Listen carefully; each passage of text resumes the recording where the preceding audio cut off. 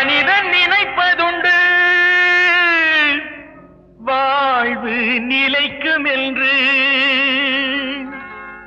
இறைவன் நினைப்பதுண்டு பாவம் மனிதன் என்று. மனிதன் நினைப்பதுண்டு வாழ்வு நிலைக்கும் என்று, மனிதன் நினைப்பதுண்டு வாழ்வு நிலைக்கும் என்று, இறைவன் நினைப்பதுண்டு